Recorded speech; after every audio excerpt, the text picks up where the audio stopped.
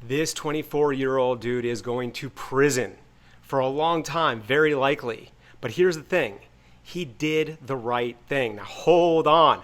I've gone way down the rabbit hole watching this whole thing unfold. This is what's so important to understand, is that the event that happened at the beginning, not the reason why he did what he did in that ring, but what started this was this guy thought he was backstage of a pro wrestling event and took a prop beer can, smashed it over his head, which the other guy said later on, it didn't even hurt. And in that moment, this 25-year-old dude, who is now probably going to prison, did the right thing. He responded with intention. He paused, even though I know he was worked up, and he did not react. He didn't punch the guy. He didn't do anything. He stood there. He actually was able to be calm. And when the other guy realized he was not in on the skit, he did not realize this was happening and that the guy who smashed the beer over him was wrong, he apologized. And 2 times they shook hands. So the guy who was hit was able to stay calm, not go and fight the other guy, didn't impulsively react, but he actually made a truce 2 times. Now he goes to the event, and over an hour later is when he got in the ring. But for that hour, what got him worked up, what was even bigger than somebody almost assaulting him with a beer can, what got him more emotional were the people in his stream. He was watching people's reaction.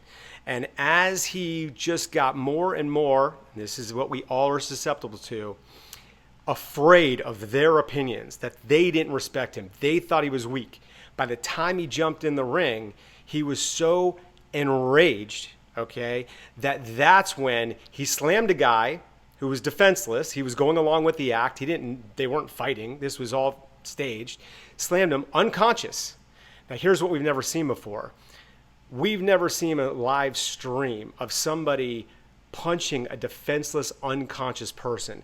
If this was an MMA event, when you slam someone, when you hit someone and they're unconscious, you either A, walk away because you realize the fight is over, or if you're so in the red that you just keep attacking, you may get one punch off because the ref will go in and separate you. What happened here was no one separated them, and he did not have the emotional control once he saw a guy was defenseless to stop doing what he was doing. And that's what makes this so incredibly dangerous, and what makes it so that even though he's 25, I'm sure he had a great career ahead of him. His dad's a legend in the sport. I used to watch him all the time fight.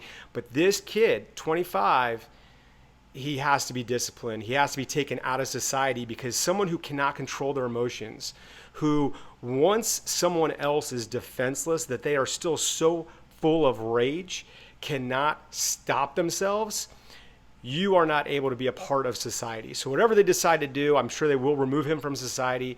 He will get his punishment. But the key for all of us to learn from, to get better from, is to recognize that at first he had emotional control.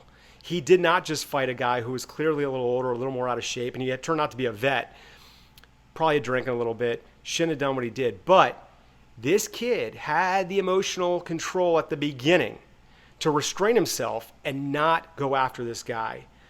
But it was that fear of other people's opinions that got the best of him and then caused him to lose absolute control of himself, to react from emotion, and to go so far and beyond what humans should do that now for the rest of his life, he will have to face those consequences. So choose to respond with intention instead of react from emotion. Stop self-sabotaging like we all do. And don't let that fear of other people's opinions change your opportunity to become the best version of yourself. Thrive, my friend.